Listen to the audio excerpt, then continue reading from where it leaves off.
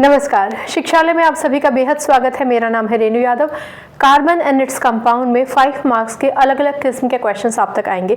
उनमें से एक क्वेश्चन जो बहुत ही संभावित भी है और इम्पोर्टेंट भी, आइए डिस्कस करते हैं। क्वेश्चन कहता है आपके पास 2 क्लींजिंग एजेंट्स हैं, ए और बी।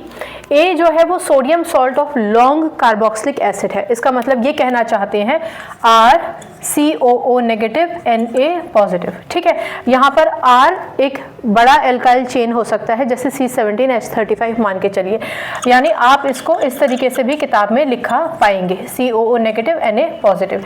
ये लॉन्ग कार्बोक्सिलिक चेन हो गई, sodium salt of long carboxylic chain. Clear. दूसरा कहते हैं कि आपके पास एक long chain of sulphonic acid भी है। इसका मतलब वही आपके पास एक एल्काइल ग्रुप होगा और सल्फोनिक एसिड के लिए आप SO3H का रिप्रेजेंटेशन करेंगे, यानी आपके पास एक लॉन्ग चेन है और यहाँ पर SO3 नेगेटिव Na पॉजिटिव लिखा है। Na पॉजिटिव दोनों के साथ लिखा जाएगा क्योंकि उन्होंने वहाँ पर स्पेसिफाई भी किया है sodium salt of long carboxylic acid and sodium salt of long chain of sulphonic acid. Clear हो गई बात। आपने सोप्स एंड डिटर्जेंट्स के अगर प्रीवियस लेक्चर्स सुने होंगे तो आप ये बात बहुत अच्छे से कनेक्ट भी कर पाएंगे। अब इनमें से एक सोप है और एक ये वाला डिटर्जेंट है। ये कहते हैं कि ये ए और बी नाम से इसको संबोधित करते हैं और पूछते हैं कि इनमें से बेटर क्लींजिंग एक्शन किसका होगा। अगर कोई हार्ड वाटर में आपको कपड़ा धोना है तो हार्ड वाटर के केस में खास तौर से आप सोप का इस्तेमाल करेंगे या आप डिटर्जेंट का इस्तेमाल करेंगे। ठीक है, ये है क्वेश्चन। अब आप इस बात को समझिए कि हमारा हार्ड वाटर, ठीक है, हार्ड वाटर की अगर हम बात करते हैं तो हार्ड वाटर में कैल्शियम और मैग्नीशियम आयंस बहुत ज़्यादा होते हैं। ठीक है, कैल्शियम और मैग्नीशियम आयन ये संबोधित करते हैं कि क्लींजिंग एक्शन हार्ड वाटर में सोप नहीं कर पाता। रीज़न क्या है वो समझिए। अगर आपने कभी भी जहाँ हार्ड वाटर होता है वहाँ अगर आपने कपड़े धोए होंगे तो आप देखते होंगे कि अगर आप सोप का इस्तेमाल कर रहे हैं, साबुन का इस्तेमाल कर रहे हैं, तो एक सफ़ेद रंग की परत सी बन जाती है जिसको हम स्कम कहते हैं। वो स्कम क्यों बनता है, आप पहले तो ये समझिए। स्कम क्यों बनता है? क्योंकि जो हमारा सोप होता है वो सोप हार्ड वाटर के Ca2 पॉजिटिव Mg2 पॉजिटिव यानी कैल्शियम और मैग्नीशियम आयन को डिसॉल्व नहीं कर पाता, तोड़ नहीं पाता। ठीक है, क्योंकि उसको तोड़ नहीं पाता तो उसके साथ मिलकर एक लेयर बना लेता है जिस लेयर को हम स्कम कहते हैं। लेकिन जहाँ हार्ड वाटर हो वहाँ अगर आप डिटर्जेंट का इस्तेमाल करते हैं तो डिटर्जेंट इस कैल्शियम और मैग्नीशियम के जो आयंस होते हैं हार्ड वाटर में उनको तोड़ देता है। तोड़ देने का मतलब है क्लींजिंग एक्शन डिटर्जेंट्स का ज़बरदस्त होता है और क्लींजिंग एक्शन ज़बरदस्त होने की वजह से ही डिटर्जेंट्स का हार्ड वाटर के साथ बहुत ही बेहतरीन रिजल्ट मिलता है। तो अब आपका पहला क्वेश्चन कहता था कि आप ए को प्रेफर करेंगे या बी को। मैंने आपको बता दिया कि वो अंडरग्राउंड वाटर जो ज़मीन से आप डायरेक्टली लेते हैं, यानी जिसको हमने प्योरीफाई नहीं किया है, वो हार्ड वाटर ही होता है और उस हार्ड वाटर में सोप काम नहीं कर सकता।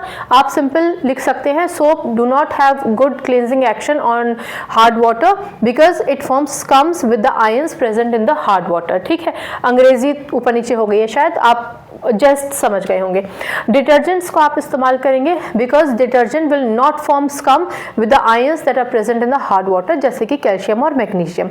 इसलिए आप हमेशा डिटर्जेंट को ही तवज्जो देंगे जब क्लींजिंग एक्शन उन्होंने खास तौर से स्पेसिफाई कर रखा हो, अंडरग्राउंड वाटर लिख रखा हो या फिर हार्ड वाटर उन्होंने स्पेसिफाई कर रखा हो।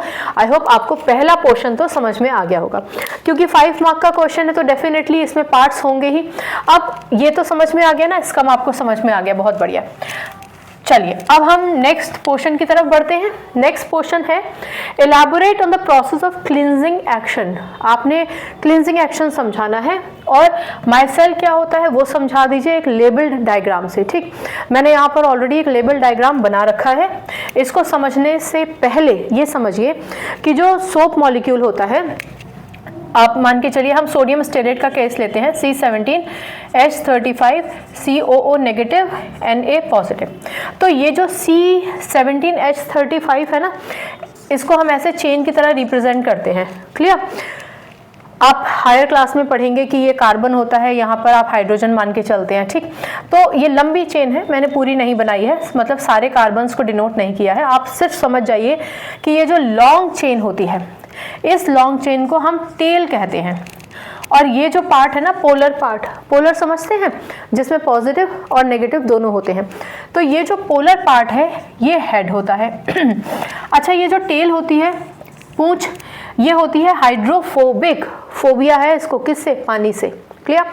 और ये जो हेड है यानी जो पोलर पार्ट है वो है हाइड्रोफिलिक, फिलिक का मतलब है पानी से इसको मोहब्बत है, ठीक है, पानी के साथ इसको अच्छा लगता है। तो अगर इसको पानी के साथ अच्छा लगता है तो डर्ट, गंदगी, ग्रीस, ऑयल के साथ किसको अच्छा लगेगा, डेफिनेटली जिसको पानी से डर लगता है यानी कि टेल से। इतना समझ में आ गए हैं। पुराने लेक्चर्स में क्लींजिंग एक्शन ऑफ सोप पूरा दे रखा है, आप चाहें तो वहां से भी एक बार इसको समझ सकते हैं, मैं डिस्क्रिप्शन में उसका लिंक भेज दूंगी। ठीक, चलिए अब बात करते हैं क्लींजिंग एक्शन, बता दीजिए। तो आपने एक बाल्टी पानी लिया, उसमें आपने डाल दिया डिटर्जेंट या गंदा कपड़ा, पहले डाल दिया बाद में डिटर्जेंट डाल दिया, एक ही बात है। अब मान के चलिए कि आपके पास एक शर्ट है और उस शर्ट में यहाँ ग्रीस लगा हुआ है या फिर गंदगी है, ऑयल लगा हुआ है, कुछ भी लगा हुआ है। तो देखिए जब जैसे ही आप उसमें डिटर्जेंट डालेंगे तो वहाँ पर तो बहुत सारे ऐसे मॉलिक्यूल्स होंगे, यानी ऐसे मॉलिक्यूल्स जिसमें हेड है और टेल है। मैंने आपको लेक्चर की शुरुआत में ही बताया कि हेड जो है वो वाटर लविंग है, यानी पानी में सस्पेंडेड रहना पसंद करता है, और टेल जो है वो हाइड्रोफोबिक है, यानी उसको पानी नहीं, उसको डर्ट चाहिए, उसको डर्ट, ग्रीस, ऑयल सब चलेगा, गंदगी उसको बहुत बढ़िया लगती है। तो आप देखेंगे कि डिटर्जेंट में जितने भी मॉलिक्यूल्स होते हैं उन सब की पूंछ किसके पास आ जाएगी, डर्ट, ऑयल, ग्रीस, जो भी गंदगी है उसके पास आ जाएगी, उसको ट्रैप कर लेगी। ये देखिए यहाँ पर ये गंदगी है और उस गंदगी को ये जो सोप मॉलिक्यूल हैं उनकी टेल ने, उनकी पूंछ ने ट्रैप कर लिया है, इस गंदगी को ट्रैप कर लिया है, ठीक है। चलिए अब इनको तो अपने अपने हिस्से की गंदगी मिल गई, लेकिन क्योंकि ये सोप मॉलिक्यूल एक चेन के साथ एक हेड यानी एक टेल और एक हेड है, तो ये हेड क्योंकि वाटर लविंग है, पानी से मोहब्बत करता है, इसीलिए जब आप कपड़े को बढ़िया करके खंगाल के बाहर निकालते हैं तो साफ कपड़ा बाहर निकल कर आता है, गंदगी पानी में ही छूट जाती है, क्योंकि ये जो आपका ये वाला पोर्शन है जो वाटर लविंग है, जिसको हम हेड कहते हैं, हाइड्रोफिलिक कहते हैं, ये वाटर लविंग पोर्शन पानी से प्यार करता है, नो मैटर पानी गंदा है या साफ है, उसको पानी चाहिए। तो वो पानी से मोहब्बत करता है, इसलिए पानी में सस्पेंडेड रह जाएगा, क्योंकि हेड पानी में सस्पेंडेड रहेगा तो उसकी जुड़ी हुई टेल भी पानी में ही सस्पेंडेड रह जाएगी और साफ पानी बाहर निकल कर आ जाएगा। ये आपको समझ में आया होगा इस लेक्चर में भी, और पुराना लेक्चर भी आप सुन लीजिएगा। अच्छा, एक और चीज़ है, ये जो मैंने आपसे कहा ना कि ये जो सोप मॉलिक्यूल्स हैं ये अपने अपने हिस्से का डर्ट इकट्ठा कर लेते हैं। पहली बात तो ये सारे के सारे आपस में एक क्लस्टर बना लेते हैं। तो ये जो क्लस्टर होता है ना, ये जो स्फेरिकल क्लस्टर हमें दिखाई दे रहा है, समझाने के लिए स्फेरिकल बता दिया, इसी को हम कहते हैं माइसेल, ठीक है। तो माइसेल क्या है, myself is an aggregate of the soap molecule in this dispersion medium. Dispersion medium क्या होता है, जिसमें हम किसी को घोलते हैं किसी चीज़ को, तो वो पानी है डिस्पर्जन मीडियम, ठीक है। डिस्पर्स फेस क्या होता है, जिसको घोला जाता है, तो यानी डिटर्जेंट जो है वो डिस्पर्स्ड फेस है, यानी कि सोप लेस सोप जिसे हम कहते हैं, सोप भी कह सकते हैं आप, क्योंकि यहाँ पे सोप का नाम लिया है, तो वो डिस्पर्स्ड फेज हो गया आपका, राइट। तो ये जो क्लस्टर बन गया है, इसी क्लस्टर को हम कहते हैं माइसेल। उन्होंने पूछा भी है माइसेल क्या होता है, उन्होंने कहा है कि इसको एक लेबल डायग्राम से समझा दीजिए। तो लेबल डायग्राम में माइसेल का फॉर्मूला समझाने से पहले सोप का मॉलिक्यूल ज़रूर बना दीजिएगा, हाइड्रोफिलिक, हाइड्रोफोबिक समझा दीजिएगा, फिर ये लिख दीजिएगा। इसमें डिस्पर्जन मीडियम, डिस्पर्स फेज आप ना भी लिखना चाहें तो सिर्फ इस को पानी लिख दीजिएगा। यहाँ पे ये सोप मॉलिक्यूल आप पहले ही ऊपर दर्शा चुके हैं, तो यहाँ हेड और टेल लिखने की ज़रूरत नहीं पड़ेगी। ये जो एग्रीगेट आप बनाएंगे इसको आप माइसेल डेफिनेटली लिख दीजिएगा। और क्लींजिंग एक्शन ऑफ सोप जो मैंने आपको बताया अभी, उसको आप 2-3 लाइन्स में स्पष्टता के साथ कह सकते हैं। बहुत सिंपल है, आप लिख सकते हैं कि tail is hydrophilic and it traps the dirt and the grease particles and stays in water, whereas जो आपका head है it is hydrophobic, ठीक है, मैंने कुछ गलत बोल दिया, हाँ मैंने गलत बोल दिया है। The tail is hydrophobic, it loves the dirt, whereas the head is hydrophilic, it loves the water and it remains suspended in water. इसीलिए जब आप पानी बाहर निकालते हैं तो डर्ट के साथ जो सोप मॉलिक्यूल है वो पानी में रह जाता है और साफ पानी बाहर निकल कर आ जाता है। I hope it is clear. बहुत ज़्यादा लंबी चौड़ी कहानी लिखने की ज़रूरत नहीं होती है, स्पष्ट तौर पे 3-4 पॉइंट्स में आप इस आंसर को लिख सकते हैं। क्लियर? चलिए, अगर ये समझ में आ गया है तो अब हम बढ़ते हैं तीसरे हिस्से की तरफ। अगर आपको स्पीड ज़्यादा लग रही है तो आप स्लो करके देख लीजिएगा। स्पीड ज़्यादा इसलिए भी है क्योंकि ये टॉपिक हम ऑलरेडी कवर कर चुके हैं और ये है भैया रिवीजन क्लास। चलो, what is the chemical equation for the preparation of soap from an ester? बहुत सिंपल है। देखिए, आपको इन्होंने ऑलरेडी ये दे रखा है CH3COOCH3, यानी CH3COOCH3। ये क्या है? मिथाइल इथेनोइड। याद रखिए, जब कभी भी आप सोप का फॉर्मेशन दिखा रहे हैं, यानी सेपोनिफिकेशन, इस इक्वेशन को हम बोलेंगे सेपोनिफिकेशन की, जब कभी भी बात होती है तो जो एस्टर होता है उसको आप NaOH से ट्रीट करते हैं। ठीक है, सोडियम हाइड्रोक्साइड से ट्रीट करते हैं। सोडियम हाइड्रोक्साइड क्या करता है? इस एस्टर को तोड़ देता है। ठीक है, जब ये पूरा का पूरा इक्वेशन आप देखेंगे, इसको ब्रेक करेगा तो ये हो जाएगा CH3COONA, यानी Na में इतनी क्षमता है कि वो CH3 को अपनी जगह से हटा देगा।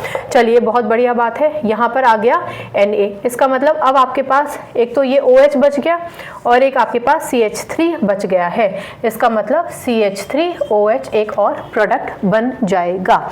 ये जो हमने यहाँ फर्स्ट पार्ट में देखा था ना, जब ये लॉन्ग हाइड्रोकार्बन चेन हो जाती है, जैसे कि C17H35 COO negative Na positive, तो ये ही सोप कहलाया जाता है।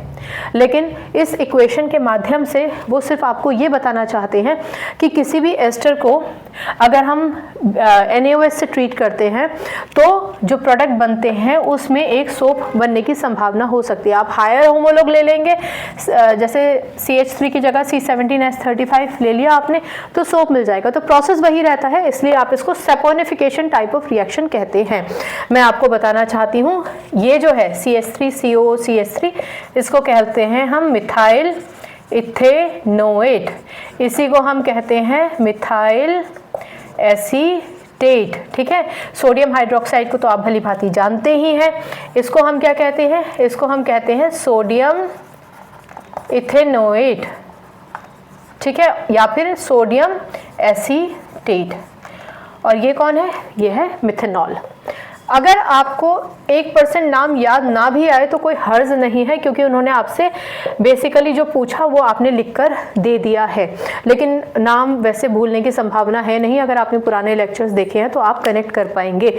ठीक है, अच्छा, इस इक्वेशन को आप एक बार, चलिए हम भी देख ही लेते हैं बैलेंस है या नहीं है। CH3OH बैलेंस्ड है इक्वेशन। ठीक है, तो ये क्या है? मिथाइल एथेनोइड या फिर मिथाइल एसीटेट। ये क्या है? सोडियम एथेनोइड या फिर सोडियम एसीटेट। ठीक, और ये हो गया आपका मिथेनॉल। छोटा सा क्वेश्चन था, बढ़िया एक्सप्लेनेशन। आप तक अगर पहुंच गया है तो आपको समझ में आएगा। मैं आपसे ज़रूर कहूँगी कि डिस्क्रिप्शन में जो क्लिनजिंग एक्शन ऑफ सोप दे रखा है वो ज़रूर देखिएगा। माइसेल बहुत ही इंपॉर्टेंट क्वेश्चन है, 1 नंबर में भी पूछा जा सकता है और ये क्वेश्चन अपने आप में ही बहुत इंपॉर्टेंट है। ठीक है, अक्सर ये क्वेश्चन पूछ लिया जाता है, इसकी संभावना हमेशा होती है। तो जिसकी संभावना ज़्यादा है उसको अच्छे से रिवाइज करके जाइए, फिर भी अगर कोई कन्फ्यूजन है तो पूछ लीजिएगा। ठीक है, एक बार देख लेते हैं कि क्वेश्चन हमने पूरा कवर कर लिया है या नहीं। हाँ, हमने कवर कर लिया है। ठीक है, चलिए केमिस्ट्री से अपनी केमिस्ट्री अच्छी बनाइए, शिक्षा ले आइए। अगली बार मिलने तक अपना ख्याल रखिए, खुश रहिए, सकारात्मक रहिए और आपकी जीत होगी, ये विश्वास अपने अंदर बनाए रखिए। सेल्फ डाउट वाले प्रोसेस में मत चले जाइए। जो आपको आता है उसको बहुत अच्छे से कीजिए, जो नहीं आता है, जिसमें डाउट है, किसी भी टाइम पूछिए, मैं आपको तभी के तभी डाउट क्लैरिफाई करूँगी। ठीक है, नमस्कार।